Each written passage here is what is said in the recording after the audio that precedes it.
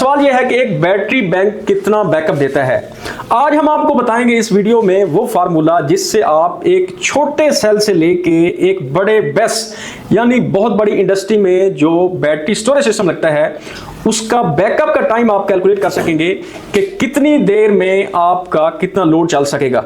आ जाए देखते हैं। बैटरी बैकअप इसका मतलब है कि आपकी कोई भी बैटरी बैंक है उस पर कितना लोड डालें तो वो कितने टाइम में डिस्चार्ज होगी या कितना टाइम निकालेगी।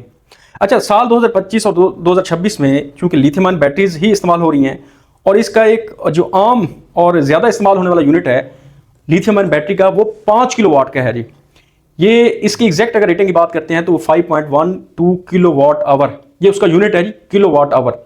अच्छा, इसमें थोड़ा सा हम ना इसकी डिटेल में जाएंगे आपको समझाने के लिए क्योंकि आपको समझ आनी चाहिए, ये थोड़ा टेक्निकल चीज़ है। अच्छा, इसकी जो वोल्टेज रेटिंग होती है बैटरी की वो 51.2 वोल्ट होती है और अगर हम इसकी करंट रेटिंग की बात करते हैं तो वो 100 एम्पेयर आवर होती है।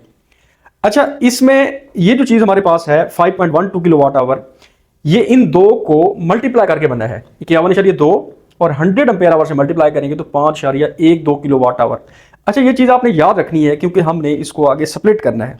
अच्छा, एक आम जबान में 5.12 किलोवाट आवर का मतलब सीधा सीधा है कि आप जो है ना, अगर आपका लोड ये 5.12 किलोवाट है तो आप उसको 1 घंटे के लिए इस्तेमाल कर सकते हैं। ये एक आम मिसाल है, लेकिन प्रैक्टिकली थोड़ा सा डिफरेंट होता है क्योंकि जो आपकी लोड होता है, जो आपकी अप्लायंसेस होती हैं वो डिफरेंट टाइम में डिफरेंट करंट ले रही होती हैं। तो आपका जो एग्जैक्ट पैरामीटर एक है वो करंट हमने बनाना है, इसलिए हमने ये जो हमारे पास किलोवाट आवर है इसको भी हम करंट में चेंज करेंगे।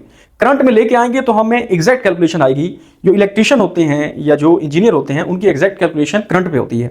अच्छा, इसी को हम थोड़ा सा सेपरेट करते हैं जी। 5.12 किलोवाट आवर, इसको 1000 से मल्टीप्लाई करके वाट आवर में हमने कर लिया 5120 वाट आवर। इसका वही मतलब है कि 5120 वाट को आप 1 घंटे के लिए इस्तेमाल कर सकते हैं।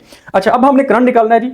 पाकिस्तान में जो नॉमिनल वोल्टेज है वो 230 वोल्ट है। हमारे पास ये पावर हो गई और नीचे हमने 230 वोल्ट लगा दिया वोल्टेज का और ये आगे आवर उसका यूनिट आ गया। करंट आवर हमने निकालने हैं 22 एम्पेयर आवर। अब इसका मतलब ये है कि आपके पास टोटल करंट 22 एम्पेयर है।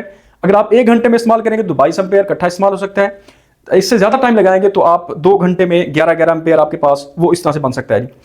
अच्छा, आगे हम अब मूव करते हैं। जो असल चीज़ है कि लोड आपका कितना चलेगा और कितनी देर में ये इस्तेमाल होना है। अच्छा, लिथियम आयन बैटरीज में खास तौर पे डीओडी और सी रेटिंग ये बहुत ज़्यादा मैटर करती है। ये पहली जो इसकी टर्म है वो है जी डेप्थ ऑफ डिस्चार्ज, यानी कितना परसेंट तक आप बैटरी को डिस्चार्ज कर सकते हैं और कितना आप रिजर्व में रख सकते हैं। अगर उसका डेप्थ ऑफ डिस्चार्ज 90% है, इट मीन्स आपने उसको 10% आप रिजर्व में रखेंगे। ठीक है, अब 90% से ज़्यादा आप इसको डिस्चार्ज नहीं कर सकते। ये बैटरी की वो स्पेक्स होती हैं। अच्छा, अब ये इंपॉर्टेंट चीज़ है। अब आपने करना ये है, जितना आपने यहाँ पे ये करंट निकाला था 22 एम्पेयर, आपका ये सारा काबिल इस्तेमाल नहीं है। इसका मतलब है 90% इसका काबिल इस्तेमाल है। तो 22 का 90% अगर हम निकालें तो 20 एम्पेयर आवर आपके पास बचता है। ये वो करंट है जो आप इस्तेमाल कर सकते हैं, ये आपके लिए काबिल इस्तेमाल है। इसके अलावा इसमें एक सी रेटिंग होती है। सी रेटिंग से मुराद ये है, अगर किसी भी बैटरी की 1 सी रेटिंग है तो इसका मतलब यह है कि आपकी जो बैटरी की टोटल पावर है आप उस पर उतना लोड डाल सकते हैं एट द सेम टाइम, और ये 1 घंटे में चार्ज हो सकती है, 1 घंटे में डिस्चार्ज हो सकती है। अगर सी रेटिंग उसकी 0.5 है तो आप उस पर 50% लोड डाल सकते हैं। अगर 0.5 सी है, इस तरह 1 सी है तो आप 100% लोड डाल सकते हैं। अब हम दोबारा आते हैं जी, हमारे पास जो काबिल इस्तेमाल करंट रह गया है वो है 20 एम्पेयर आवर।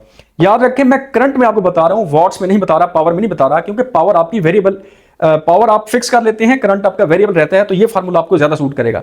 अच्छा जी, रात का टाइम है, आपकी लाइट चली गई है, आपके पास यही 5 किलोवाट का एक बैटरी बैंक है।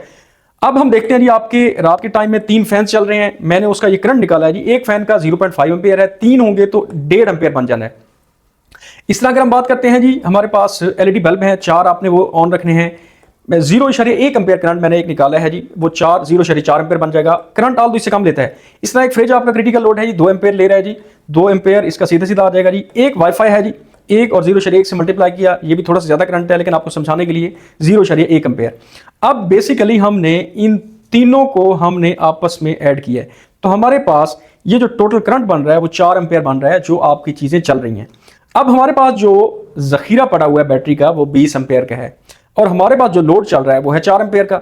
अब हमने करना क्या है कि हमारे पास ये जो 20 एम्पेयर है, ये हमारे पास फार्मूला बनेगा जी, time is equal to current hour, जितने हमारे पास एम्पेयर आवर हैं, डिवाइडेड बाय करंट जो हमारा डिवाइडेड बाय करंट जो हमारा चल रहा है, इस फार्मूले में हम ये वैल्यूज पुट करते हैं जी। 20 एम्पेयर जो काबिल इस्तेमाल था, 4 ampere at the same time चल रहा है, तो 20 डिवाइडेड बाय 4, 5 आवर्स, 5 घंटे के लिए आप ये वाला लोड चला सकते हैं। व्यूअर्स, आपके घर में जो बैटरी बैंक मौजूद है और आपके घर में जो क्रिटिकल लोड जो चल रहा होता है, आप उसकी इस तरह से कैलकुलेशन करें, एक एम्पेयर मीटर लें, करंट को कैलकुलेट करें और चेक करें कि आपकी जो चलने वाली चीजें हैं बैटरी इस पे कितना बैकअप देती है।